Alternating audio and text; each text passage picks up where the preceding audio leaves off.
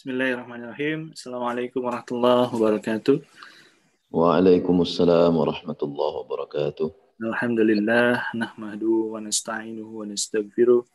A'udzu billahi min syururi anfusina wa min sayyiati a'malina. Man yahdihillahu fala mudilla lahu wa may yudlil fala hadiya lahu. La ilaha illallah wa asyhadu anna Muhammadan abduhu wa rasuluhu alladzi la nabiyya ba'dahu.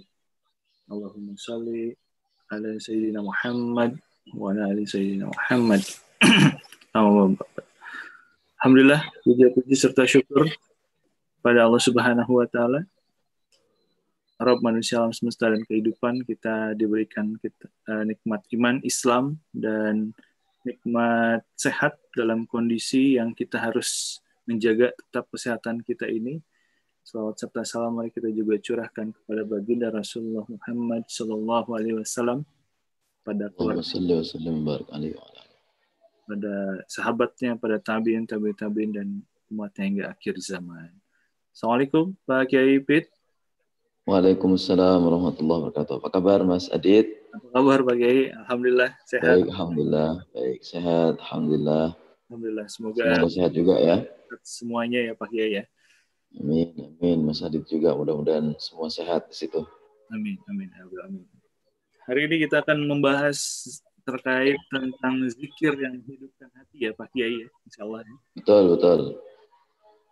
Dan dengan zikir seperti apa saja dan apa saja mungkin yang perlu kita ketahui ya terkait tentang zikir-zikir betul. yang memang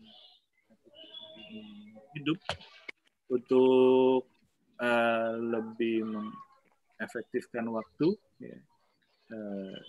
Maksudnya pakai untuk bisa menyampaikan bahasan terkait zikir yang menghidupkan hati ini sendiri. Tafadhol Pak Kiai. Baik. Bismillahirrahmanirrahim. Assalamualaikum warahmatullahi wabarakatuh. Alhamdulillahi rabbil alamin. Wal 'aqibatu lil muttaqin wa la 'udwana illa 'alal zalimin.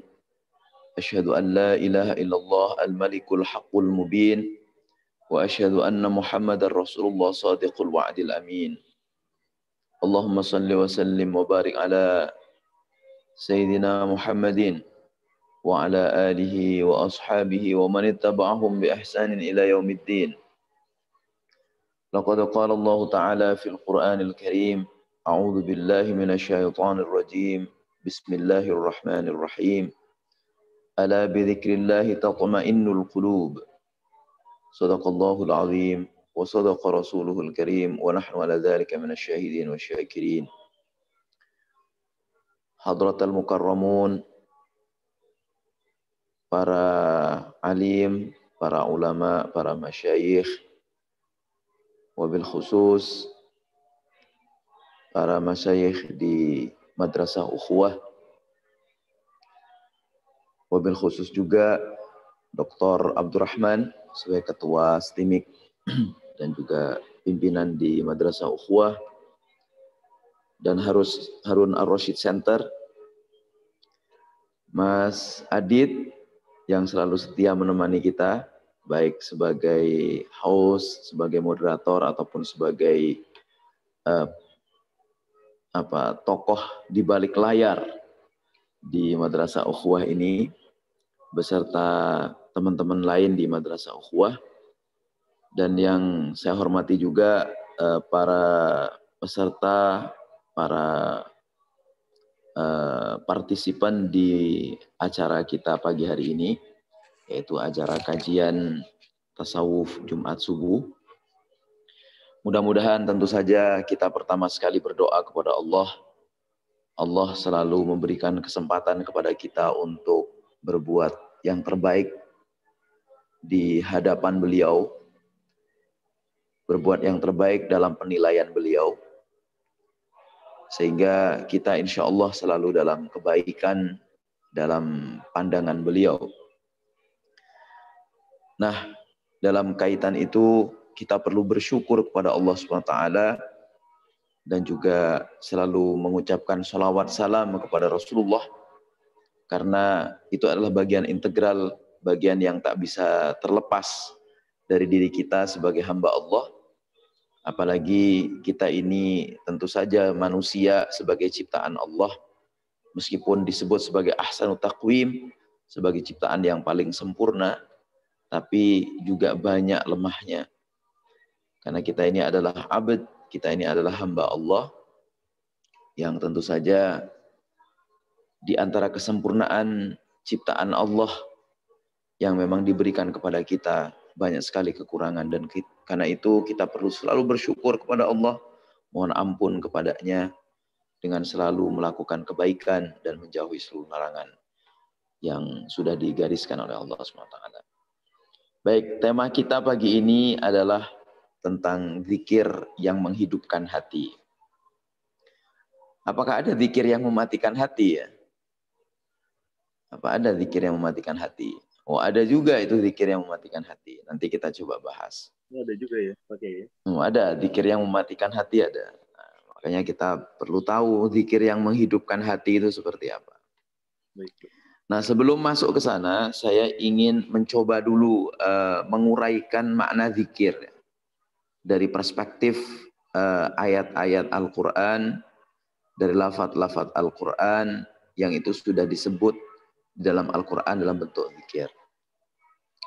Misalnya di surah kedua pada ayat 40 sampai dan 47, zikir itu berkaitan dengan nikmat Allah. Jadi orang yang berzikir itu adalah orang yang selalu ingat akan nikmat Allah. Sehingga dia merasa bahwa nikmat Allah itu dengan dizikiri, nah, maka itulah bentuk dia mensyukuri nikmat Allah. Jadi berzikir itu berkaitan dengan nikmat Allah. Kita berzikir, kita mengingat nikmat Allah. Sehingga kita perlu melakukan dua hal terhadap nikmat Allah itu, mensyukurinya dengan lafzan, dengan qaulan, alhamdulillahirabbil alamin ketika kita mendapatkan nikmat Allah. Dan pada saat yang sama juga kita melakukannya secara fi'lan, yaitu apa? Memanfaatkan nikmat itu di jalan-jalan kebaikan. Nah, itulah juga dalam bentuk zikir, sehingga zikir itu ada hubungannya dengan nikmat. Kemudian zikir juga ada hubungannya dengan takwa. Di surah kedua ya, surah kedua ayat 63, bahwa zikir itu berkaitan dengan takwa.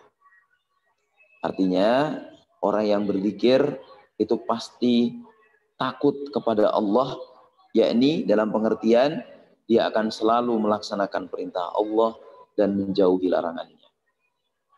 Nah, orang berzikir tidak hanya di lisannya berarti. Berarti apa? Orang yang selalu berzikir, mengingat Allah, maka implikasinya adalah ketakwaan kepada Allah SWT. Ada makna zikir yang lain, bahwa zikir itu terkait dengan waktu dan tempat-tempat. Makanya menurut Al-Quran, misalnya di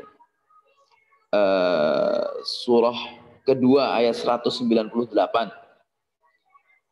Al-Quran menyebut bahwa zikir itu dilakukan di tempat-tempat yang mustajabah. Sehingga zikir itu akan menjadi makbul. Zikir sebagai doa karena dilakukan di tempat-tempat yang biasa dilakukan oleh para orang-orang saleh, para nabi, para rasul dalam melantunkan doanya itu, maka itu menjadi zikir, bahwa zikir itu kemudian berada di tempat-tempat yang mustajabah. Misalnya di masjid, di Masjidil Haram, di Masjid Nabawi, di Maqam Ibrahim. Maqam di sini bukan kuburan ya. Maqam ini tempat Nabiullah Ibrahim pernah berdoa, di Maqam Ibrahim. Ada Hijr Ismail, itu tempat tapak Nabiullah Ismail alaihissalam, tapak kakinya. Nah, itu tempat-tempat yang mustajabah. Tapi juga zikir terkait dengan waktu-waktu tertentu. Juga surah Al-Baqarah, yaitu atau surat kedua, ayat 203. Bahwa zikir itu harus di tempat-tempat tertentu. Di waktu-waktu tertentu juga. Jadi di samping tempat-tempat yang mustajabah, juga di waktu-waktu mustajabah. Misalnya waktu pagi, waktu petang, waktu habis sholat fardu, waktu di antara adzan menuju iqamah. Nah, itu waktu-waktu yang mustajab untuk kita melantunkan zikir, sehingga kemudian zikirnya menjadi zikir yang berdampak menjadi doa yang dikabulkan oleh Allah SWT. Kemudian zikir juga bermakna seperti di surah Al-Baqarah ayat 231, itu bermakna ilmu, kitab, dan hikmah. Jadi orang yang selalu berzikir kepada Allah, tentu saja dia akan mendapatkan ilmu, kitab, dan hikmah. Nah, para hadirin yang dimuliakan Allah, karena itu kemudian zikir itu menjadi menjadi pengingat. Jadi zikir itu adalah ingat. Zikir itu adalah kita mengingat Allah. Kita menrefleksikan keinginan kita di hadapan Allah SWT. Nah, itulah zikir. Karena itu zikir juga bermakna di surah Ali Imran ayat 41, bermakna tasbih. Jadi menyucikan Allah. Dan zikir juga pernah dilakukan oleh orang yang pernah zalim tapi kemudian menjadi muttaqin, ya. Itu juga zikir. Dan zikir tidak mengenal situasi. Lalu siapa yang tidak suka zikir? Yang tidak suka zikir adalah orang-orang yang munafik. Wala yadhkurunallaha illa qalila. Orang-orang yang munafik itu tidak suka berzikir. Nah, pertanyaannya adalah seperti di tema kita hari ini, apa zikir yang menghidupkan hati itu? Apakah ada zikir yang mematikan hati? Nah, iya, ada memang zikir yang mematikan hati. Baik, kita membahas. Jadi zikir yang menghidupkan hati itu adalah, pertama, zikir yang disadari sebagai zikir, maka dia akan menghidupkan hati kita. Jadi zikir itu benar-benar kita sadari. Zikir itu betul-betul kita persiapkan sebagai zikir. Zikir itu betul-betul kita hayati sebagai zikir. Dan bentuknya bisa macam-macam. Yang terpenting adalah kalimat thayyibah. Bisa istighfar, astaghfirullahaladzim, atau astaghfirullahaladzim, alladzi la ilaha illa huwal hayyul qayyum wa atubu ilaih. Atau astaghfirullahaladzim li wa li walidayya wa li ashabil huquqi alayya wa li jami'il muslimina wal muslimat wal mu'minina wal mu'minat al ahya'i minhum wal amwat. Bisa seperti itu. Atau zikir la ilaha illallah Muhammadur Rasulullah juga bisa. Atau zikir subhanallah walhamdulillah wa la ilaha illallah wallahu akbar. Atau hasbunallah wa ni'mal wakil, ni'mal maula wa ni'mal nasir, wa la hawla wa la quwata illa billahil aliyil azim, dan lain semacamnya. Nah, zikir-zikir itu sebagai contoh-contoh zikir kalimat thayyibah yang sudah disyariatkan dan diberi contoh oleh Rasulullah Muhammad SAW. Kalau dilantunkan dengan kesadaran bahwa kita mengingat Allah SWT, terutama tadi dalam makna-makna zikir, yaitu bahwa zikir sebagai upaya kita untuk mensyukuri nikmat Allah, zikir sebagai upaya kita untuk bertakwa kepada Allah, dan zikir supaya kita benar-benar mendapatkan ilmu dan hikmah dari Allah SWT dalam rangka apa? Mensucikan beliau, mentasbihkan beliau, dan juga supaya kita benar-benar dalam proses berzikir itu menjadi orang yang muttaqin. Meskipun kita pasti pernah zalim, tapi kita terus-menerus berusaha untuk menjadi muttaqin dengan zikir itu. Dan kita tidak kenal situasi dalam zikir itu. Nah, lalu kita berusaha untuk tidak malas dalam berzikir. Nah, ketika itu kemudian zikir menjadi zikir yang menghidupkan hati. Nah, berarti apa dong? Berarti kaitannya dengan zikir yang menghidupkan hati, yaitu zikir yang dilakukan dengan sepenuh hati. Zikir yang dilakukan bukan hanya di lisan, tapi zikir yang dilakukan lisan kita berzikir, hati kita berzikir, pikiran kita berzikir, seluruh tubuh dan anggota tubuh kita berzikir. Itulah zikir yang menghidupkan hati karena kita melakukannya dengan kesadaran penuh, dengan penghayatan penuh bahwa kita sedang berhadapan dengan Allah SWT. Karena ada satu kisah informasinya ini pada zaman tabi'in, tapi ada juga yang mengatakan pada zaman sahabat. Jadi sebutlah entah itu pada zaman sahabat atau pada zaman tabi'in. Jadi ada salah seorang saleh yang dia itu sedang berkelana, bepergian bersama beberapa sahabatnya. Diceritakan ada 5 orang sahabat. Nah, mereka ini kemudian terus berjalan, melakukan perjalanan. Karena orang-orang dulu itu biasanya melakukan perjalanan. Dan dalam rangka melakukan perjalanan itu bukan hanya untuk tamasya, bukan untuk jalan-jalan saja. Tapi mereka itu berjalan-jalan biasanya untuk menuju ke sebuah tempat majelis ilmu. Bayangkan dulu kalau ke majelis ilmu itu jauhnya minta ampun. Mencari satu hadis saja itu harus pergi dari satu negara ke negara lain. Maka para muhaddits, para ulama, para faqih, itu waktu itu benar-benar melakukannya dengan seperti itu. Mereka melakukan perjalanan. Jadi bukan tamasya seperti kita hari-hari ini. Jadi benar-benar kalau pergi itu betul-betul diniati untuk di samping pergi juga adalah menuju majelis ilmu, mencari ilmu. Nah, tiba mereka di sebuah gurun yang ada hutannya, yang diinformasikan itu banyak sekali binatang buas. Nah, ini cerita masyhur ini sebenarnya. Saya ulang lagi di kesempatan kali ini. Nah, kemudian mereka istirahat. Nah, dalam proses istirahat itu kemudian seperti kebiasaan para ulama, kebiasaan para orang-orang soleh, yaitu bahwa mereka ini malam-malam dini hari mereka bangun untuk melaksanakan sholat tahajud, qiyamul lail. Nah, qiyamul lail dan tahajud pasti termasuk zikir, karena sholat itu bagian dari zikir.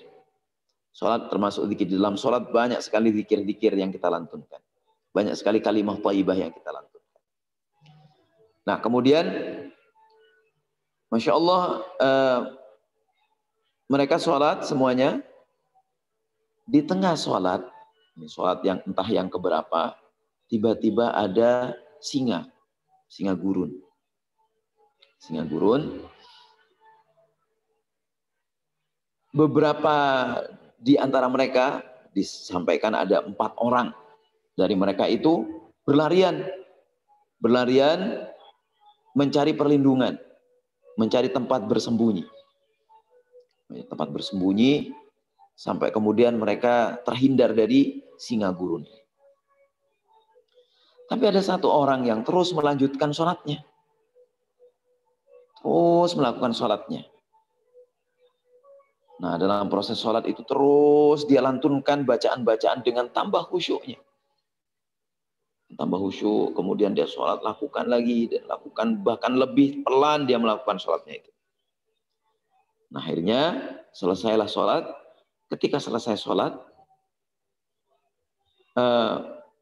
singa ini kemudian terduduk, lalu setelah itu pergi.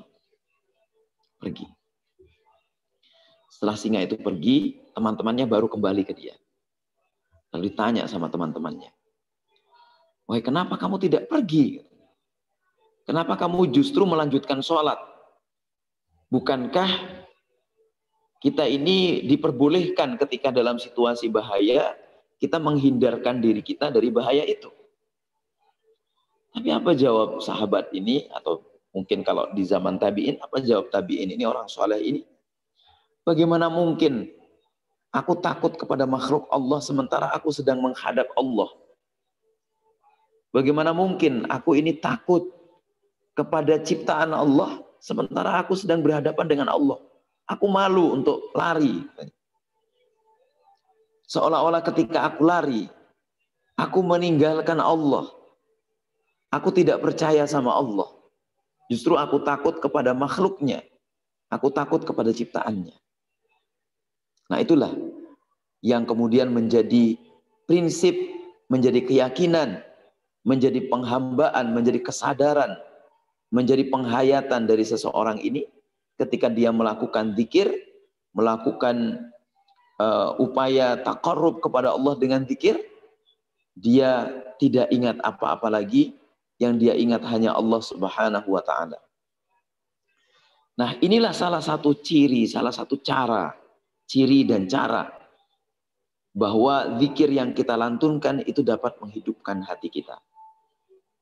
Dengan kata lain sebenarnya dari ilustrasi cerita itu, ketika kita berzikir supaya zikir itu betul-betul menghidupkan hati, jangan zikir kita diorientasikan untuk tujuan-tujuan duniawi. Baik tujuan duniawi yang terkait dengan pribadi kita ataupun terkait dengan yang lain-lainnya. Nah, sebaliknya supaya zikir betul-betul menghidupkan hati, zikir itu harus kita tujukan untuk kepentingan akhirat kita. Zikir itu betul-betul kita lantunkan, kita kerjakan untuk tujuan akhirat kita. Karena apa? Ketika untuk tujuan dunia, maka yang kita ingat sejatinya bukan Allah. Yang kita ingat sejatinya bukan Allah yang Maha Kuasa, Allah yang Maha Rahman Rahim. Tapi dunia yang kita tuju itu yang kita ingat. Padahal dalam zikir itu gimana? Dalam zikir itu kita harus mengingat Allah.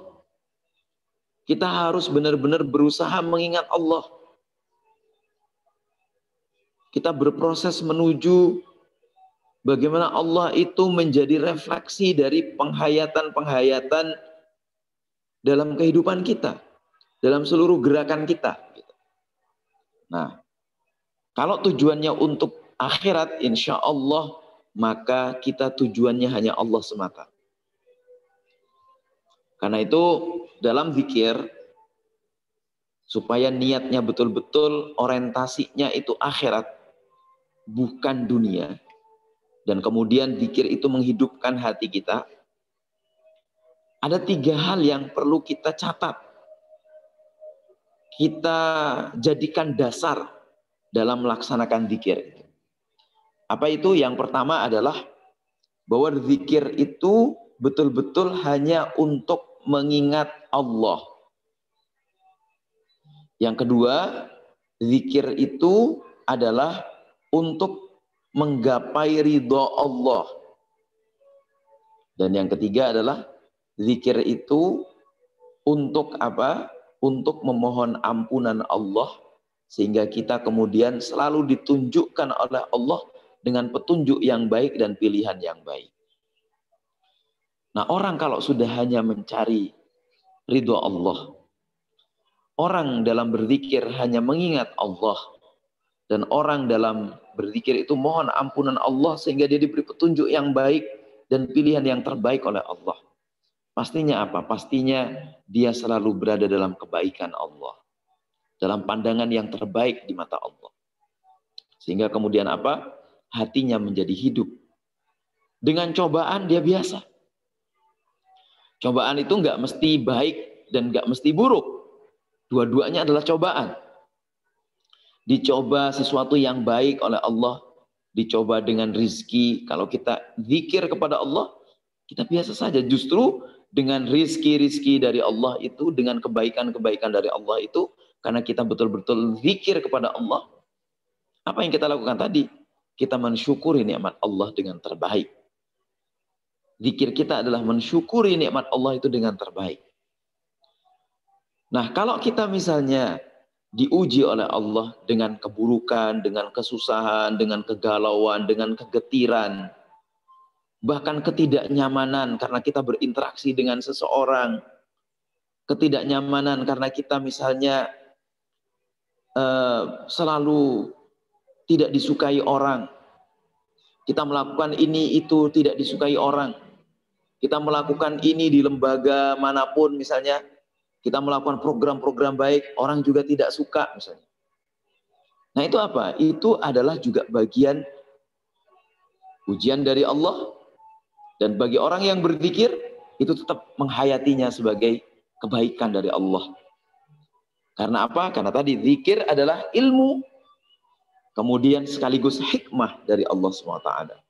Orang yang berzikir, dia selalu mengingat bahwa apapun yang diberikan Allah, apapun yang menjadi pemberian Allah, takdir-takdir Allah, dia akan hayati sebagai bagian integral dari proses dia memperoleh ilmu dari Allah dan juga memperoleh hikmah dari Allah. Karena setiap hal itu mesti ada ilmunya yang diberikan Allah kepada kita.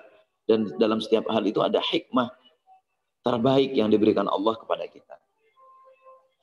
Nah, karena itu berzikir itu supaya hidup hati kita, seperti barusan, kita benar-benar orientasinya bukan dunia, tapi orientasinya akhirat, yakni kita mencapai ridho Allah. Nah, dan kemudian sebagai bagian dari ingat kita kepada Allah terus, dan lalu kita mohon ampun kepada Allah, supaya apa? Supaya Allah memberikan petunjuk kepada kita dan memberikan pilihan terbaik untuk kita. Nah, bapak-bapak, ibu-ibu sekalian yang dihormati Allah SWT, dirahmati Allah SWT, dimuliakan Allah SWT.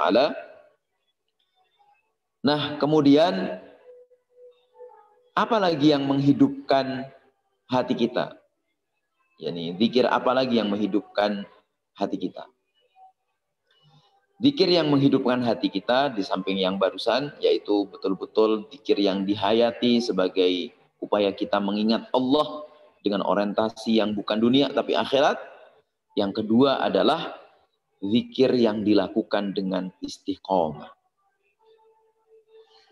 Istiqomah itu apa? Istiqomah itu zikir yang dilantunkan secara terus-menerus, biddawam, dilakukan dengan ajak, dengan istiqomah, dengan upaya kita meskipun sedang malas kita tetap zikir, meskipun sedang hati nggak enak tetap zikir, meskipun hati sedang senang tetap zikir. Ada orang kadang-kadang dengan senang, oh sudahlah saya tak istirahat dulu zikirnya.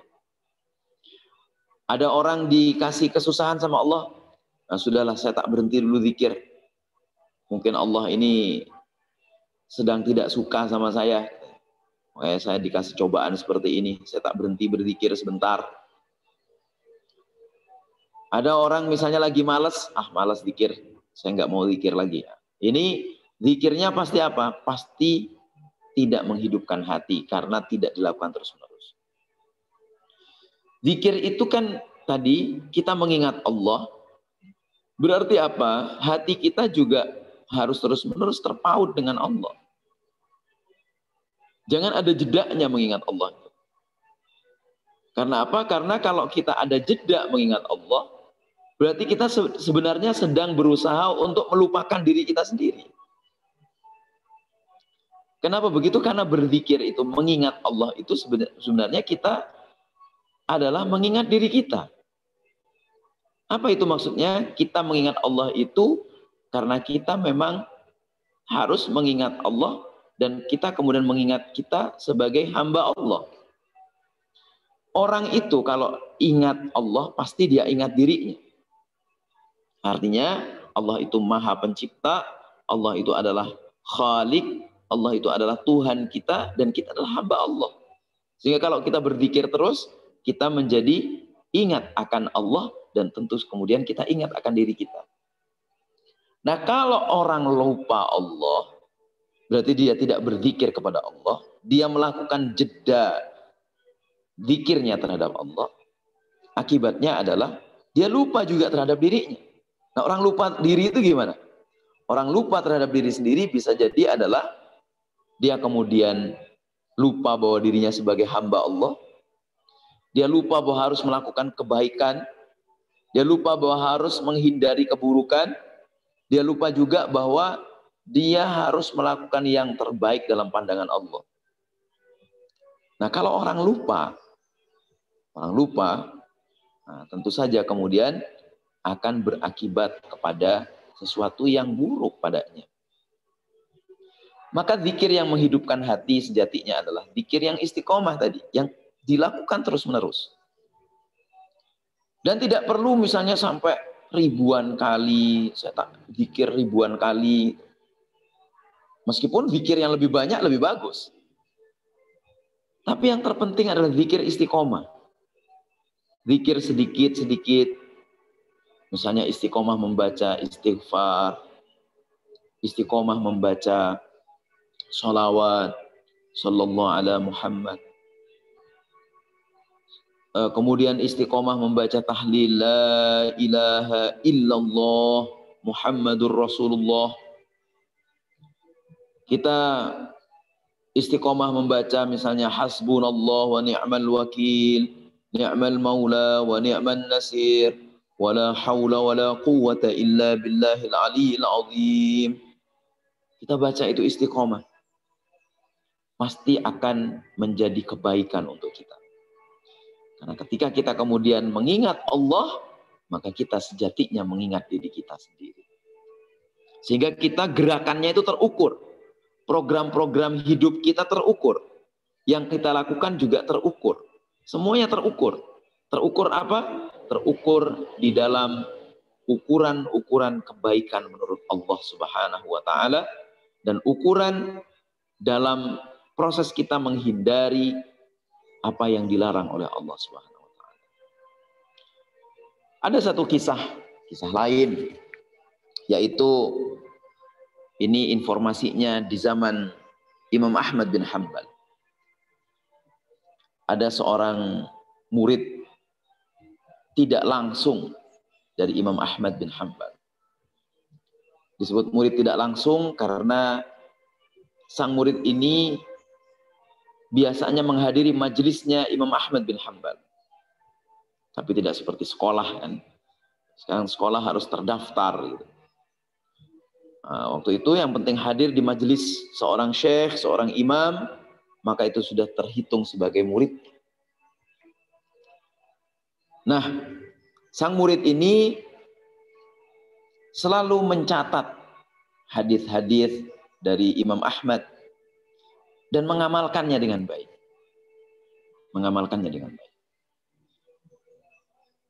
Tapi orang ini sebagai orang yang murid tidak langsung, maka yang disebut majelis itu adalah bukan majelis yang langsung dihadiri oleh Imam Ahmad bin Hanbal. Tapi majelis-majelis yang mengajarkan tentang ajaran-ajaran dari Imam Ahmad bin Hanbal. Sehingga membuat sang murid tidak langsung ini betul-betul pingin sekali ketemu dengan Imam Ahmad bin Hanbal. Nah, dikisahkan suatu kali Imam Ahmad bin Hanbal ini sedang bepergian ke sebuah kota, ke sebuah negeri. Sebagai seorang ulama, beliau dan dikenal sebagai zahid, sebagai orang yang sederhana. Beliau ini tidak pernah berada dalam kemewahan. Sehingga ketika bepergian, biasanya kalau nggak ada santri atau saudara atau siapapun yang menemani, beliau pergi sendiri. Nah, hari itu beliau pergi sendiri. Nah, karena di sebuah negeri itu tidak ada yang dia kenal, yang Imam Ahmad kenal, maka Imam Ahmad setelah tiba di negeri itu, kemudian beliau itu ingin beristirahat. Maka beristirahatlah beliau di sebuah masjid. Nah, beliau sholat, Habis itu tiduran untuk istirahat sejenak. Ternyata penjaga masjid itu kemudian mengatakan kepada Imam Ahmad ini, yang si penjaga masjid juga tidak tahu karena itu negeri lain di mana Imam Ahmad bepergian. Mohon maaf, fulan tidak boleh tidur di masjid ini. Masjid ini adalah bukan untuk tempat tidur. Nah, maka Imam Ahmad kemudian menuju ke teras masjid. Menuju ke teras masjid dan beristirahatlah di sana. Karena memang kecapean mungkin. Sang marbot masjid, sang penjaga masjid, melihat Imam Ahmad menuju ke teras dan tetap tidur di situ, kemudian mengusir. Sampai lalu menyeret-nyeret ke pinggir jalan. Nah, ketika diseret itu, seperti cerita masyhur yang kita juga ketahui mungkin, ada pedagang roti. Ada pedagang roti yang pun mengetahui itu. Lalu kemudian bertanya kepada penjaga masjid, kenapa kamu kok mengusir orang ini? Nah, kemudian penjaga masjid mengatakan, aku hanya melaksanakan aturan di masjid ini bahwa tidak boleh seseorang pun yang menginap di sini, tidur di sini. Aku kemudian mengusir orang ini. Nah, sang pedagang roti kemudian, oh baiklah kalau gitu tinggal di rumah saya aja. Tinggal di rumah saya aja. Maka Imam Ahmad kemudian mengikuti pedagang roti ini. Oh terima kasih sekali. Kemudian lalu pergilah bersama pedagang roti ini menuju rumahnya. Nah lalu pedagang roti ini menyiapkan salah satu kamar di rumahnya untuk dijadikan atau disediakan sebagai tempat istirahat Imam Ahmad. Jadi dipersilahkan tidur. Nah, lalu pedagang roti ini berpamitan untuk beraktivitas lainnya di rumah. Nah hadirin yang dimuliakan Allah, kemudian Imam Ahmad ini terjaga. Karena apa? Karena ada suara yang terdengar khas sebagai orang pedagang roti, tentu saja mungkin menggiling gandum atau menggiling bahan roti untuk dijadikan roti untuk dijual esok harinya dan seterusnya. Dan yang ganjil menurut Imam Ahmad adalah orang ini seperti melantunkan dzikir. Melantunkan dzikir. Maka Imam Ahmad kemudian terjaga. Dan lalu menuju ke tempat dia bekerja. Membuat roti itu. Karena apa? Karena sang pedagang roti ini sambil menggiling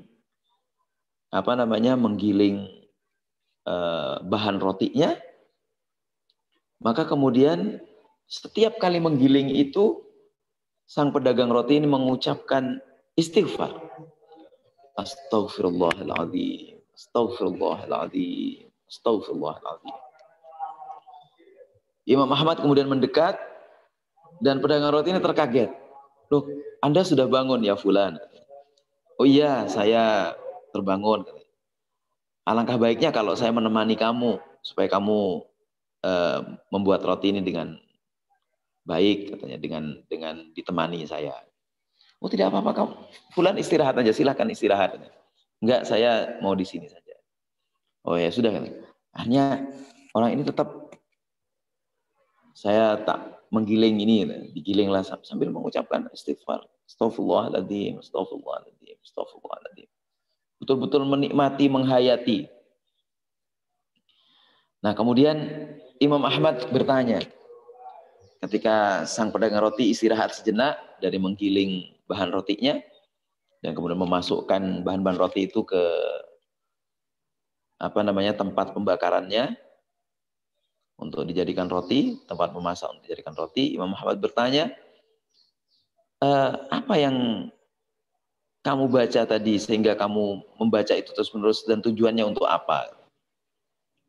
Nah, ya saya ini memang terbiasa sudah bahwa setiap membuat roti atau bahkan dalam kesendirian saya selalu berzikir dengan zikir istighfar ini. Kenapa kamu berzikir istighfar? Ya karena saya meniru Rasulullah Muhammad SAW Rasulullah itu selalu beristighfar, mohon ampun kepada Allah. Karena saya ini merasa selalu kotor di hadapan Allah, saya hamba yang selalu salah. Meskipun mungkin saya melakukan kebaikan, tapi kebaikan saya tetap mungkin salah di mata Allah karena mungkin niat saya kurang bagus, tujuan saya kurang bagus, dan seterusnya. Maka saya beristighfar terus. Sejak kapan kamu sudah beristighfar? Oh, sejak lama, kira-kira sudah 20-an tahun saya beristighfar. Melantunkan istighfar ini secara istiqomah, saya sudah 20 tahunan ini. Apa yang kamu dapatkan sebagai hikmah dari istighfar? Oh, banyak. Seluruh apa yang saya minta kepada Allah, alhamdulillah sudah dikabulkan. Seluruh apa yang menjadi hajat saya, itu sudah dikabulkan oleh Allah SWT. Oh begitu, iya. Tapi ada satu yang belum terkabul. Saya itu selalu hadir di majelis-majelis yang membacakan kitab-kitab Imam Ahmad. Hadis-hadis yang diriwayatkan oleh Imam Ahmad. Saya selalu hadir di majelis-majelis di mana pengajaran tentang fikihnya Imam Ahmad itu diajarkan di situ. Tapi saya masih berdoa terus, mohon kepada Allah agar apa? Agar saya diperjumpakan dengan Imam Ahmad. Subhanallah. Dengan zikir ini kemudian Allah mengabulkan doa orang ini. Dan ternyata Imam Ahmad sudah ada di depannya. Kemudian Imam Ahmad mengatakan kepada orang ini, "Ya fulan, ya pedagang roti, akulah Imam Ahmad bin Hanbal. Mungkin Allah sudah menakdirkan aku untuk pergi ke sebuah negeri ini. Yang aku sebenarnya pergi ini hanya untuk menemui sahabatku. Dan ternyata sahabatku tidak ada. Lalu aku menuju masjid. Dan aku kemudian diusir oleh penjaga masjid itu. Dan aku berjumpa denganmu. Dan perjumpaanku denganmu ini sesungguhnya adalah takdir Allah sebagai bagian dari pengabulan doa-doamu yang Allah kabulkan karena engkau istiqomah dalam melantunkan zikir kepada Allah Subhanahu wa taala." Jadi memang zikir yang menghidupkan hati itu adalah zikir yang salah satunya harus dilakukan dengan istiqomah. Lakukan dengan terus-menerus. Tapi tetap berkaitan dengan yang pertama tadi. Jangan diorientasikan untuk dunia. Harus diorientasikan untuk akhirat. Sang pedagang roti tidak berharap dari istighfarnya itu supaya dagangannya laku keras. Enggak. Karena rizki itu sudah diatur oleh Allah SWT. Maka dia percaya bahwa apapun yang dilakukannya sebagai kebaikan, Allah pasti akan memberikannya rizki tanpa diminta pun. Maka yang dimintanya itu hanya banyak hal yang terkait dengan kepentingan-kepentingan ukhrawinya. Termasuk berjumpa dengan guru tidak langsungnya itu, yaitu Imam Ahmad bin Hanbal. Nah itulah hadirin yang dimuliakan Allah, kita akan menjadi hidup hati kita ketika kita betul-betul selalu berzikir kepada Allah, mengingat Allah. Karena ketika kita mengingat Allah, kita mengingat diri kita. Dan apalagi kalau kita mengingat Allah tanpa jeda, Allah akan selalu mengingat kita terus-menerus karena kita mengingatnya. Nah, ada yang ketiga. Yang ketiga adalah berzikir itu kan kadang-kadang menjadi rutinitas. Ya. Nah, barusan istiqomah itu kadang-kadang bisa menjadi rutinitas. Karena itu dalam berzikir kita harus ingat bahwa kita sedang berzikir. Jadi ketika kita berzikir, melantunkan kalimat thayyibah, kita harus ingat bahwa kita itu sedang berzikir.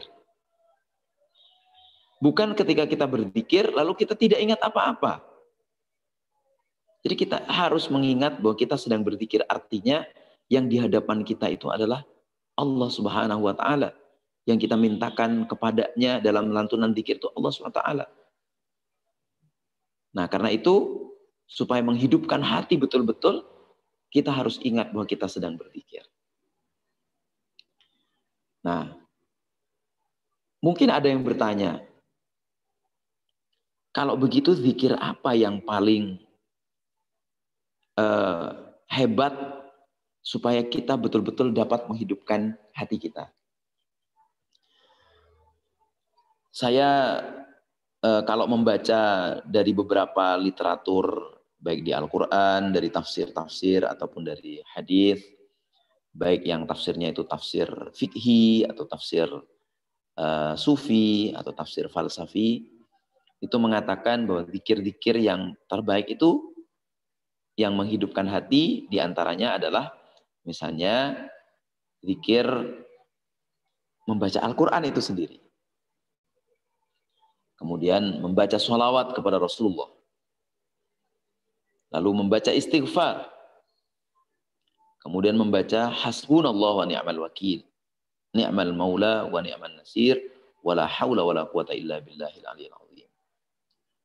Kemudian juga membaca tahlil. La ilaha illallah Muhammadur Rasulullah. Nah, kemudian juga ada zikir-zikir yang diajarkan oleh Allah SWT. Misalnya, zikir di waktu pagi. Kemudian ada zikir di waktu petang. Sebelum tidur, kita disarankan membaca Al-Quran, surah Al-Mulk, dan beberapa surat yang lain. Nah, itu ada juga tuntunan-tuntunan seperti itu. Sejatinya apa? Sejatinya adalah tidak ada zikir khusus yang menghidupkan hati aslinya. Terus apa? Yang penting berzikir dengan tuntunan itu. Paling tidak misalnya begini.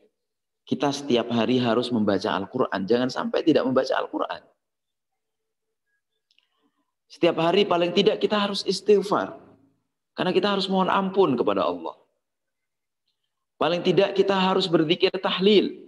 Karena kita memang harus terus-menerus memperbaharui keesaan kita dan pengesaan kita kepada Allah SWT. Dan kita harus berzikir apa? Sholawat misalnya. Sallallahu ala Muhammad.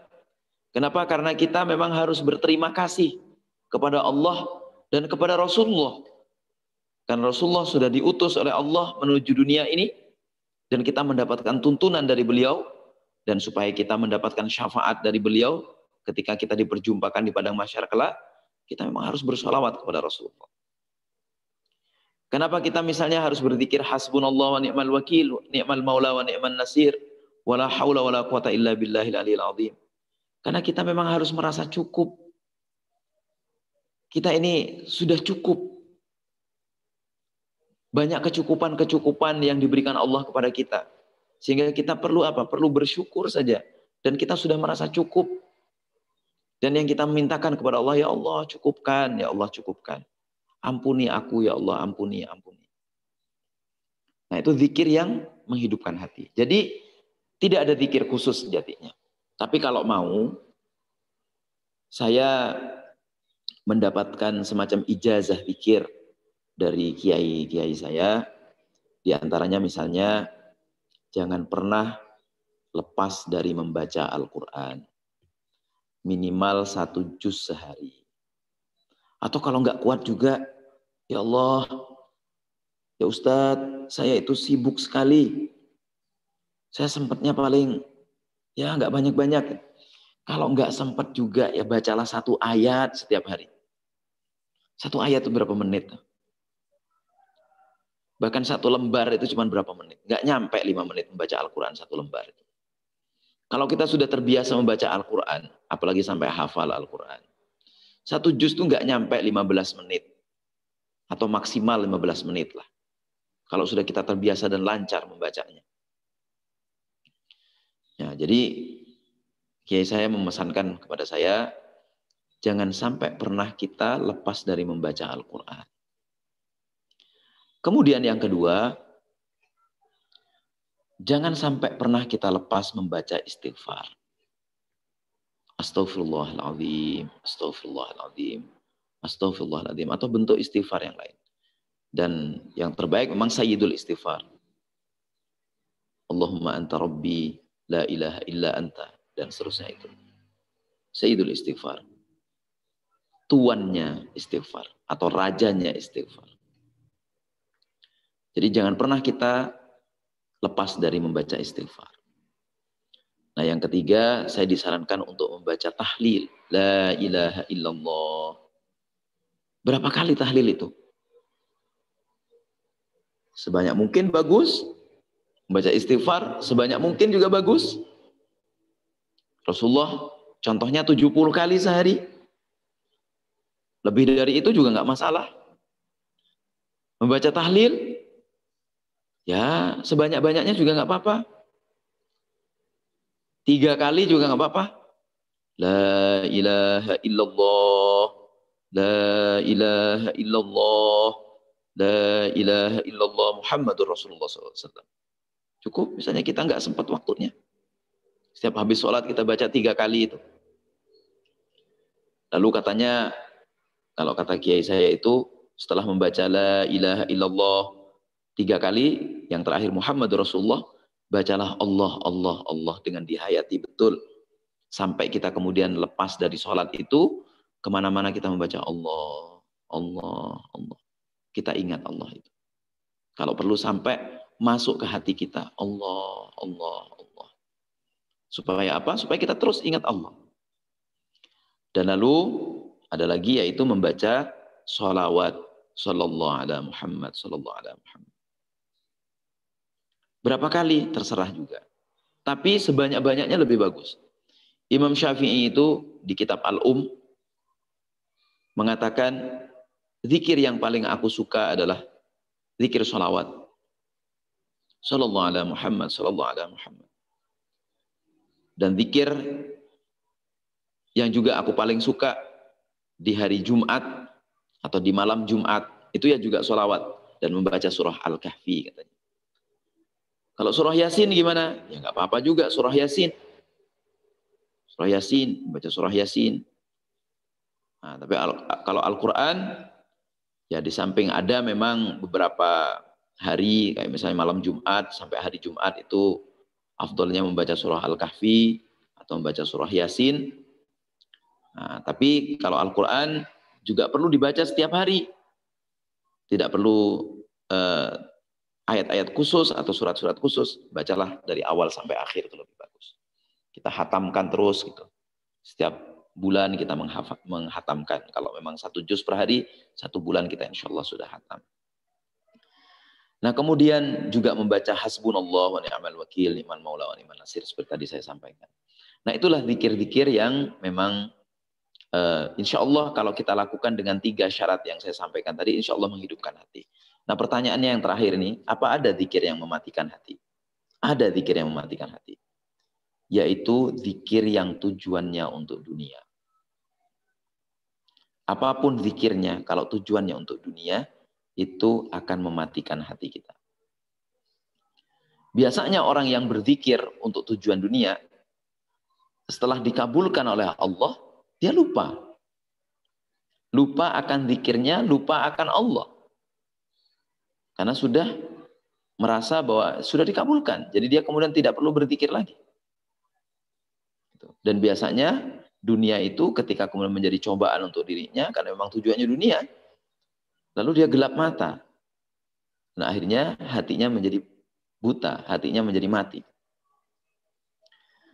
Nah, tapi yakinlah kalau zikir itu minimal, paling tidak kita awalnya mungkin niatnya dunia, lalu diubah niatnya menjadi niat untuk akhirat, itu insya Allah akan menjadikan kita dan hati kita menjadi hidup. Kita kan tidak ingin menjadi orang yang hidup suri. Ada mati suri, ada hidup suri. Kalau mati suri kita mati memang. Gitu. Tapi kalau hidup suri, kita hidup tapi seperti mati suri. Gitu. Apanya yang mati? Hati kita yang mati.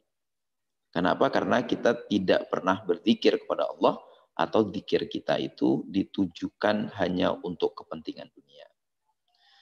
Itu saja mungkin mudah-mudahan banyak manfaatnya. Kita lanjutkan dengan tanya jawab jika memang ada yang perlu dipertanyakan. Adzanallahu wa iyyakum. Wassalamualaikum warahmatullahi wabarakatuh. Assalamualaikum warahmatullahi wabarakatuh. Alhamdulillah sudah dipaparkan ya tadi ya banyak hal terkait tentang apa itu zikir dan juga bagaimana cara-cara untuk bisa zikir tersebut menghidupkan hati, bahkan tadi disampaikan ada zikir-zikir yang dapat mematikan hati ya. Semoga Allah senantiasa memberikan kita petunjuk supaya menghidupkan zikir yang menghidupkan hati tadi ya Pak Kiai ya, bukan yang mematikan. Betul. Tersebut. Persis. Ada pertanyaan dari Kang Dedi nih, Pak Kiai. Ya, gimana? Dengan tuntunan untuk zikir pagi dan petang, bagaimana dalil-dalilnya? Begitu, Pak Ya. Kiai. Ya, baik. Yang Allahumma asbahna, Allahumma amsayna, itu hadisnya banyak ikhtilaf sebenarnya. Tapi intinya begini. Misalnya ada hadis dari Allahumma asbahna tadi, itu hadisnya diriwayatkan dari Anas bin Malik, disebutkan dalam kitab At-Tirmidzi misalnya, nomor 3501 ya, 3501. Nah, hukum hadisnya ini disebut hadis gharib. Hadis gharib ini hadis ahad. Hadis ahad itu perawinya dari satu jalur. Nah, tapi gharib ini begini, asal dia memiliki sanad, maka untuk fadhailul a'mal itu tidak masalah. Jadi hadisnya tetap bisa dipakai. Meskipun gharib. Ya, meskipun gharib. Gharib itu kecuali untuk ibadah, misalnya para ulama itu bersepakat hadis gharib untuk ibadah yang mahdhah. Itu misalnya sebaiknya tidak menggunakan itu. Tapi kalau untuk zikir itu kan kita berzikir pakai doa-doa yang berbahasa Indonesia atau berbahasa Jawa pun boleh. Misalnya, ya Allah, mohon ampun ya Allah. Misalnya kita nggak bisa berbahasa Arab gitu. Ustaz, saya ingin mohon ampun sama Allah, tapi saya nggak hafal istighfar astagfirullahaladzim. Tapi kadang-kadang karena saya nggak biasa bicara pakai bahasa Arab, saya itu kadang takut salah makhrajnya Ustaz. Ya sudah, pakai bahasa Indonesia aja. Ya Allah, mohon ampun ya Allah, ampuni aku ya Allah. Udah cukup gitu. Tapi kan kita terus harus belajar, yang terbaik itu belajar. Belajar membaca istighfar dengan baik, gimana sih? Ya harus belajar meskipun kita seperti tidak terbiasa, tapi kita berusaha semaksimal mungkin. Nanti soal makhrajnya, kalau kita sudah belajar, makhrajnya masih salah-salah, nah itu juga tidak masalah. Misalnya ghainnya menjadi wawu, astaghfirullahaladzim misalnya. Nah itu ya kalau memang agak susah mengucapkan ghain astaghfirullahaladzim, nah itu tidak masalah juga. Jadi untuk doa, untuk zikir itu tidak masalah. Nah, jadi ada yang mengatakan kalau yang diriwayatkan oleh Anas bin Malik di kitab hadis At-Tirmidzi itu, dan juga disebutkan di kitab Abu Dawud ya, di nomor 5078. Nah, di kitab Nasai juga ada di 9838, itu hadisnya gharib. Hadisnya gharib. Kemudian ada juga yang mengatakan hadisnya itu hasan. Ya, hadisnya hasan. Jadi kalau sudah hasan ya bagus sekali gitu. Hasan itu sudah mendekati sahih. Derajatnya di bawah sahih sedikit, tapi sudah sangat bagus itu. Artinya apa? Dalilnya ada. Dalilnya ada. Jadi jangan ragu lah. Termasuk ketika kita misalnya menerima bacaan-bacaan zikir dari seorang ulama yang diambil dari Al-Quran, kemudian baca ini sekian, baca ini sekian. Jangan berpikir itu sekiannya. Itu semacam ijazah, semacam memberikan izin. Karena apa? Seorang ulama itu ketika membaca, misalnya mengambil zikir dari Al-Quran, itu sejatinya beliau sudah amalkan. Nah, kita ingin mendapatkan barokah untuk mengamalkan itu dari apa yang sudah terbiasa secara istiqomah diamalkan oleh ulama itu. Jadi barokahnya itu nanti akan luar biasa untuk kita itu. Itu ijazah langsung. Para ulama-ulama sufi seperti Syekh Abdul Qadir Al-Jilani, Ibnu Arabi yang kitabnya sering kita bahas. Lalu seperti Al-Imam Al-Ghazali, kemudian seperti Abul Hasan Asy-Syadzili, kemudian seperti beberapa ulama-ulama sufi lainnya. Misalnya Syekh Tijani memberikan amaliyah zikir begini, amaliyah zikir begini. Itu tidak masalah. Wah itu nggak ada dalilnya Ustaz, bagaimana itu? Tidak, jadi dalil itu kan nggak mesti dalil secara khusus tentang kalimah-kalimah thayyibah itu harus baca ini. Nah, itu mereka kompilasi. Beliau itu mengkompilasi, lalu kompilasinya itu diambil dari mana? Dari Al-Quran, dari As-Sunnah, lalu beliau kompilasi. Tapi sholawatnya beda, sholawatnya Allahumma sholli ala Muhammadinil Fatih, misalnya. Allahumma sholli ala Sayyidina Muhammadinil Fatih. Nah, itu misalnya Syekh Tijani punya sholawat seperti itu. Nggak masalah juga dibaca. Yang penting intinya adalah di situ sholawat. Artinya apa? Artinya dalil umumnya kan ada. Dalil umumnya apa? Di hadis banyak. Barang siapa membaca sholawat kepadaku 1 kali, maka pahalanya 10 kali. Nah, di Al-Quran juga disebutkan innallaha malaikatahu yusalluna 'alan nabiy ya ayyuhalladzina amanu shallu 'alaihi wa sallimu taslima. Allah itu bersolawat, malaikat juga bersolawat. Nah kita gimana? Kita harus bersolawat dan bersalam kepada Rasulullah. Tujuannya apa? Memperoleh syafaat. Kaulan berarti kita mengucapkan sallallahu alaihi Muhammad. Fi'lannya gimana? Yaitu meniru amaliyah-amaliyah sunnah yang dicontohkan oleh Rasulullah Muhammad SAW sedapat mungkin. Itu misalnya dari hadis disebutkan secara sharih begini, kita ikuti. Dan seterusnya. Tentu saja dengan pemahaman keilmuan. Karena jangan sampai kita hanya memahaminya dari terjemahnya.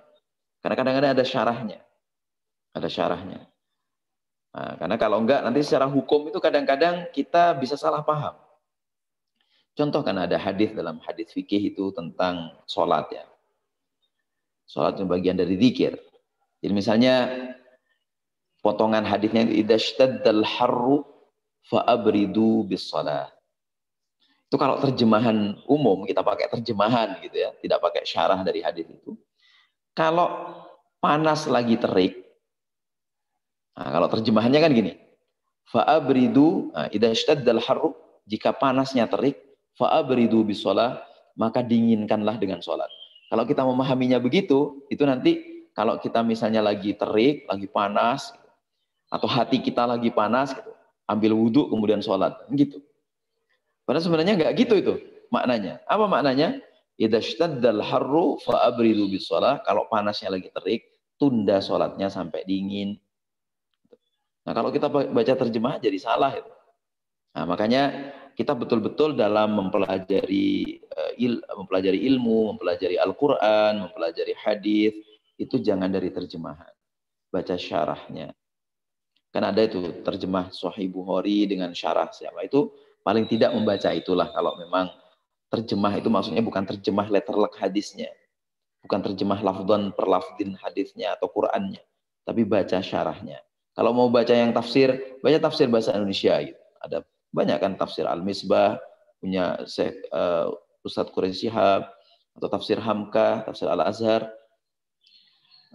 Banyak juga tafsir-tafsir yang sudah diterjemahkan. Seperti Fi Dhilalil Quran, sudah diterjemahkan juga. Banyak sekali. Jadi silahkan dibaca itu. Nah, tidak dari terjemahan lalu kemudian mengambil kesimpulan, nanti bisa salah. Nah, seperti itu kira-kira, Mas Adit dan Kang Deddy. Ya, baik. Terima kasih Pak. Nah, lalu dalam zikir kan ada macam-macam ya Pak Kiai ya, cara-caranya. Betul. Misalnya tarekat-tarekat tertentu ataupun kajian-kajian tertentu itu memiliki cara-caranya yang berbeda-beda tuh. Seperti halnya kalau misalkan kalau kita kadang-kadang melihat cara orang sufi gitu melakukan zikir, ada yang nari, ada yang sambil ini, seperti apakah diperbolehkan Pak Kiai? Baik, ini kalau sudah fikihnya memang banyak ikhtilaf. Banyak ikhtilaf. Kalau saya mengambil hikmahnya aja. Karena kalau nanti persoalannya fikih, nanti ada yang ini nggak boleh, nggak ada tuntunan dari Rasulullah Muhammad SAW. Nah, kalau saya ngambil hikmahnya aja. Hikmahnya gimana? Hikmahnya adalah bahwa zikir itu kalau niatnya betul-betul niat lillahi ta'ala. Dan betul-betul untuk mengingat Allah Subhanahu wa ta'ala dengan tujuan-tujuan lillahi ta'ala. Insya Allah akan memberikan hikmah. Dan itu baik-baik saja. tarekat sebenarnya kalau tarekat yang mu'tabarah, yang sudah misalnya sudah mendapatkan ijazah, mendapatkan i'tibar dari misalnya Nahdlatul Ulama, karena memang yang biasa untuk tarekat teman-teman Nahdlatul Ulama. Kalau saya meyakini dengan i'tibar beliau, para pimpinan di PBNU, pimpinan masyayikh, ulama-ulama di PBNU atau di NU pada umumnya, saya berpendapat tidak ada tarekat yang sesat. Tidak ada tarekat yang sesat yang sudah i'tibar dengan Nahdlatul Ulama itu. Sebutlah misalnya tarekat Naqsyabandi. Tarekat Naqsyabandi, Qadiriyah Naqsyabandiyah ini bacaan tahlilnya 10.000 itu. Yeah. Itu bagaimana itu? Ya memang kalau nggak kuat, ya jangan berbaiat gitu. Kalau nggak kuat jangan berbaiat. Karena memang berat itu 10.000 itu. 1.000 aja berat itu. 10.000, Masya Allah. Nah, makanya tarekat Naqsyabandi, Qadiriyah Naqsyabandiyah itu yang ikut itu banyak yang sepuh-sepuh itu. Kalau yang muda-muda itu biasanya Syadziliyah itu. Syadziliyah itu mudah. Syadziliyah itu kan cuman baca sholawat, baca istighfar, baca hasbunallah, baca la haula, kemudian baca Quran, lalu seringlah belajar mencari ilmu. Udah itu.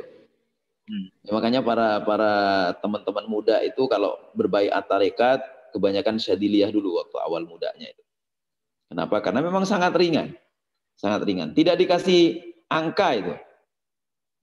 Zikirnya tidak dikasih angka, tapi katanya memang sebaiknya kalau sholawat itu 1.000 kali gitu, dalam zikir Syadziliyah itu. Atau misalnya membaca Dalailul Khairat. Dalailul Khairat itu kitab sholawat yang di dalamnya ada hari-hari itu. Hari ini membaca sholawat di halaman sekian sampai halaman sekian dan seterusnya. Nah ada juga yang Masya Allah dalam berzikirnya itu dari asiknya itu kan sampai La ilaha illallah sampai begini-begini gitu kan. Seperti seolah-olah gerakannya itu gerakan yang mungkin dianggap berlebihan bagi orang yang tidak melakukannya. Tapi sejatinya ketika kita mendengar lantunan apapun, bahkan hatta lantunan lagu, hati kita masuk kepada lagu itu, maka kita seperti Masya Allah gitu, asik dengan isi lagu itu. Bayangkan ketika yang kita zikirkan itu la ilaha illallah, kalau kita asik betul dengan la ilaha illallah itu. Maka yang dia ingat hanya Allah, dan gerakannya itulah gerakan yang dia tidak sadari sebagai gerakan tubuh, karena dia hanya ingat Allah begitu. Nah, saya berpendapat dengan model zikir yang seperti ini, apanya yang sesat? Gak ada yang sesat itu. Itu justru zikir yang luar biasa. Zikir yang hebat itu. Karena orang ini benar-benar hanya mengingat Allah. Mengalami syatohat kalau dalam tradisi tasawuf itu. Mengalami ekstase, keasikan tersendiri. Nah, jadi nggak perlu ekstasi, nggak perlu pil ekstasi, pil koplo, nggak perlu itu. Nah, zikir aja itu sudah pasti asik itu. Kalau kita benar-benar hati kita tertuju sama Allah SWT. Nah, kemudian ada lagi zikir yang sampai kadang begini gitu ya zikirnya itu. Itu juga bagian dari tradisi zikir untuk menikmati zikir itu dengan gerakan-gerakan supaya yang berzikir itu tidak hanya lisan. Jadi filosofinya begitu aslinya. Yang berzikir jangan hanya lisan, tapi tubuh kita, pikiran kita, seluruh dari diri kita ini berzikir. Makanya kemudian begitu. Nah, saya pernah diajari zikir tahlil yang misalnya gerakannya itu la ilaha illallah kemudian ke bawah gitu. Itu apa artinya? La ilaha itu menunjukkan la, nafi. Tidak ada itu. La ilaha, bahwa tidak ada Tuhan. La ilaha illallah kemudian masuk ke hati. Allahnya itu, illallahnya itu masukkan ke hati. Gitu. Berarti apa? Nah, itu bentuk upaya kita bahwa sebagai gerakan zikir, setelah kita mengucapkan la ilaha illallah, tidak ada Tuhan selain Allah, illallahnya itu tidak ada Tuhan selain Allahnya, itu masukkan ke hati. Dan hati itu katanya di sebelah kiri sini. Persis mohon maaf di bawah sini, di bawah lurus puting kita itu, persis di bawah itu. Lalu sampai cari yang paling sakit ketika kita ginikan. Ada mungkin, oh sini nggak sakit, sini sakit. Nah, cek ketika digosok-gosok gini, ditekan-tekan gini paling sakit, nah itulah hati. Karena itu ada yang bilang sakitnya itu di sini. Karena hati itu di sini. Sakitnya itu di sini. Gitu. Nah, itu jadi salah satu filosofinya begitu. Jadi saya berpendapat di luar ini ya, di luar persoalan fikih yang menurut saya fikih tentang ini tidak perlulah menggebiah uyah atau menghakimi, bahkan kemudian secara terburu-buru mengatakan ini bid'ah. Isi zikirnya tidak bid'ah. Isi zikirnya Masya Allah, semua kalimat thayyibah. Gitu. Soal gerakannya, yaitu menurut saya dengan filosofi-filosofi seperti tadi, sejauh saya belajar tentang tasawuf, itu tidak ada yang sesat menurut saya.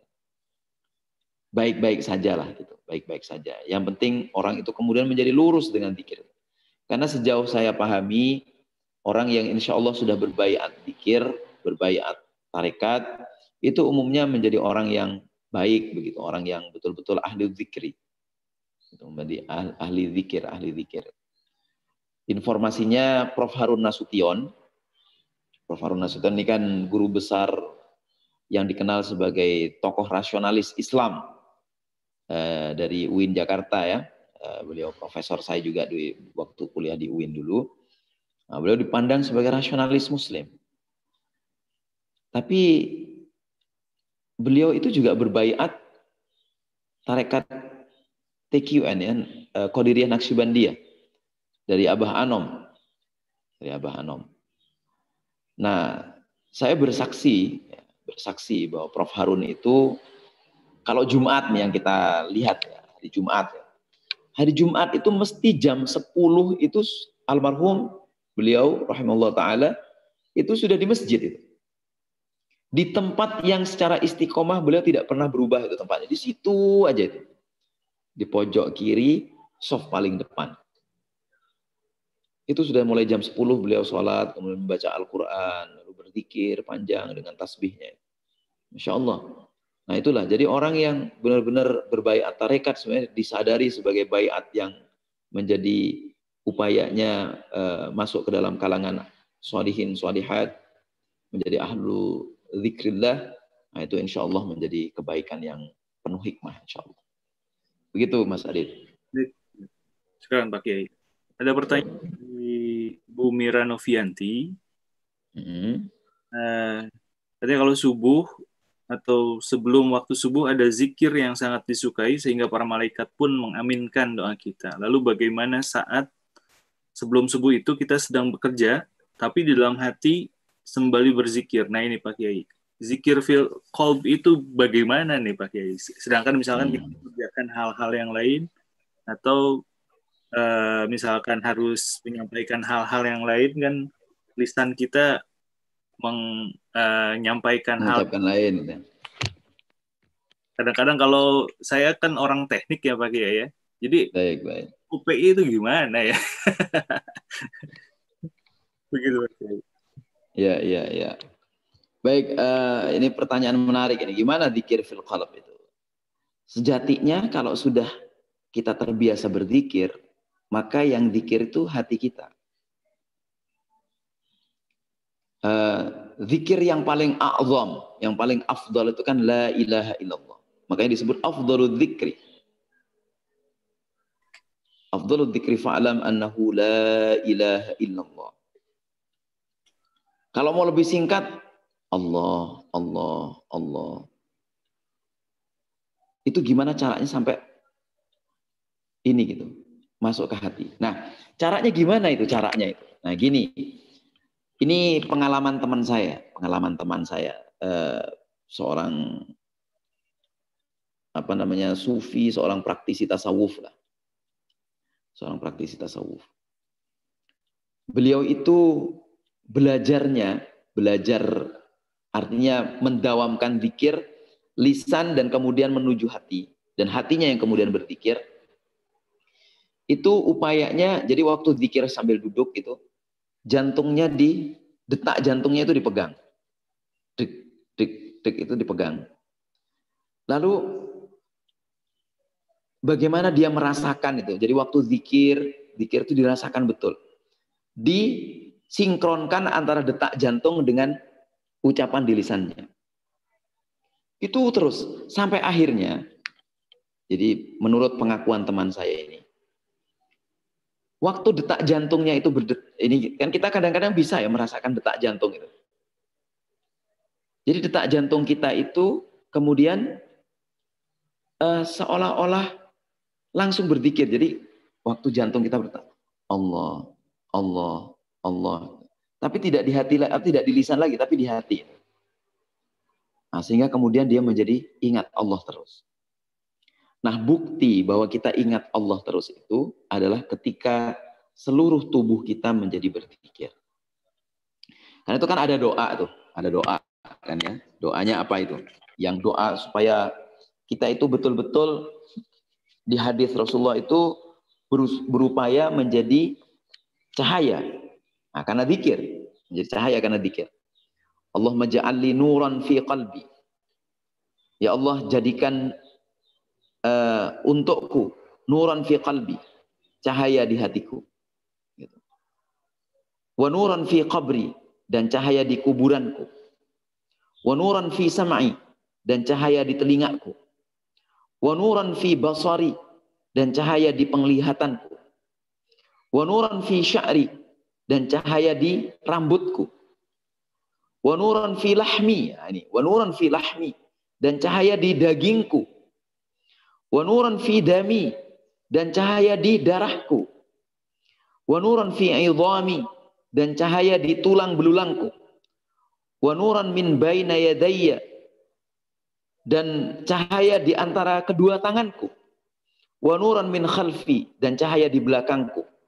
Wa nuran min an yamini, dan cahaya di sebelah kananku. Wa nuran an shimali, dan cahaya di sebelah kiriku. Wa nuran min fauqi, dan cahaya di atasku, di sebelah atasku. Wa nuran min tahti, dan cahaya di sebelah bawahku. Allahumma zidni nuran, ya Allah tambahkanlah cahaya untukku. Wa a'tini nuran, dan tambahilah untukku nuran cahaya. Wa ja'alli nuran, dan jadikan aku sebagai cahaya. Jadikan aku sebagai cahaya. Wa ja'alni nuran, dan jadikan aku sebagai cahaya. Birahmatika ya arhamar rahimin. Artinya zikir itu ketika kemudian masuk ke dalam tubuh rongga dan seluruh tubuh kita, itu akan menjadi cahaya. Nah, zikir fil qalb sejatinya adalah zikir qalb dalam pengertian qalb luar. Qalb luar itu berarti jantung, tak jantung. Qalb dalam itu berarti rasa. Makanya tadi saya katakan zikir itu harus kita hayati, kita rasakan. Jadi bukan hanya di lisan. Kalau kita cuma zikir di lisan saja itu kadang-kadang nggak berdampak gitu. Nggak berdampak itu. Kenapa? Karena ya cuma berzikir tanpa disadari. Nah, tadi syarat pertama adalah zikir itu betul-betul dihayati, disadari sebagai bentuk zikir kepada Allah. Nah, yang kedua istiqomah, dan yang ketiga itu dalam berzikir kita harus ingat bahwa kita berzikir. Nah, dan itu maksudnya tidak hanya lisan. Bahkan kalau perlu dalam di luar waktu zikir. Kan zikir itu kan asumsinya di masjid, zikir itu di tempat sholat, itu zikir. Enggak gitu itu. Zikir itu dimanapun, kecuali di tempat-tempat yang memang dilarang untuk berzikir, seperti di kamar mandi, itu ya jangan berzikir di kamar mandi. Atau di tempat-tempat yang kotor, gitu, jangan berzikir. Tapi di tempat-tempat yang lain berzikirlah. Zikir apa perlu pakai wudhu? Nah, zikir hebatnya zikir tuh gini. Zikir ini adalah ibadah yang penuh dengan rukhsah. Salah satu rukhsahnya adalah berzikir tanpa wudhu itu boleh. Dan sah dan diterima.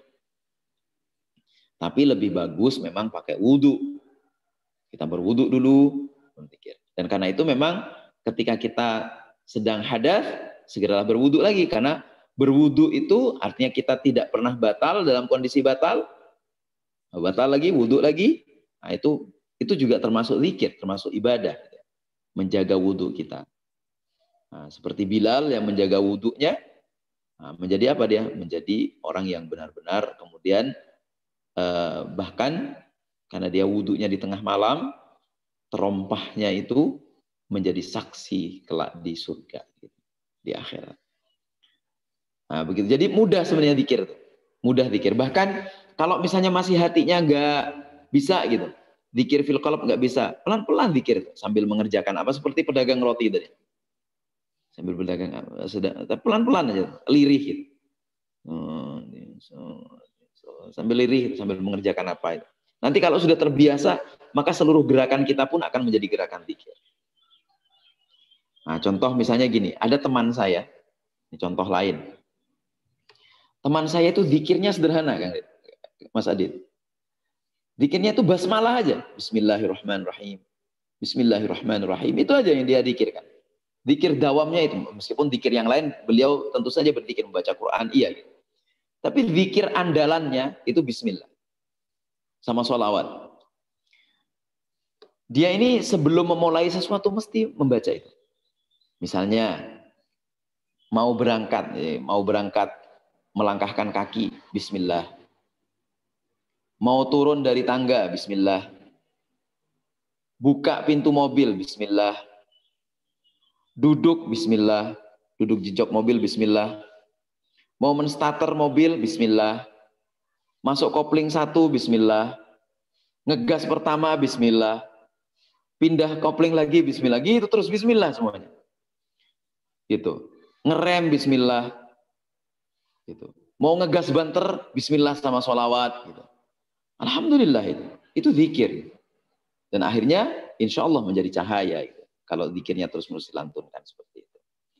Begitu kira-kira Mas Adit. Ya, alhamdulillah Pak Kiai, jazakallah atas jawabannya, dan kurun waktunya juga sudah sampai ini waktu akhir kita. Iya betul, sudah lewat. Alhamdulillah, terima kasih atas ilmunya yang disampaikan hari ini Pak Kiai. Sama-sama. Mudah-mudahan Pak Kiai, keluarga dan semuanya sehat semuanya Pak Kiai ya. Amin, amin, Allahumma amin. Mas Adit juga sekeluarga dan teman-teman Madrasah Ukhwah mudah-mudahan selalu dalam lindungan Allah. Amin. Sehat walafiat insyaallah. Amin, amin, ya Allah, amin. Insyaallah kita bertemu lagi dalam kajian kita dengan tema-tema yang berbeda di minggu selanjutnya Pak Kiai, insyaallah. Insyaallah, insyaallah. Mudah-mudahan kita sehat terus, diberi kesempatan terus oleh Allah SWT. Amin. Amin. Untuk hari ini kita tutup dulu kajian kita. Ya, mudah-mudahan Allah memberikan kita kebaikan dan juga kelembutan hati kita. Ya. Amin, amin. Allah memberikan barokahnya dalam setiap kegiatan-kegiatan kita. Amin. Kita tutup dengan ucapan bersama-sama Pak Kiai. Alhamdulillah rabbil alamin. Subhanakallahumma wa bihamdik. Allahumma bihamdika asyhadu an la ilaha illa anta astaghfiruka wa atubu ilaik. Alhamdulillah rabbil alamin. Waalaikumsalam warahmatullahi wabarakatuh. Waalaikumsalam warahmatullahi wabarakatuh. Terima kasih Mas Adit. Ya, terima kasih banyak. Waalaikumsalam warahmatullahi. Saya langsung live ya. Ya Pak Kiai. Ya, baik. Assalamualaikum.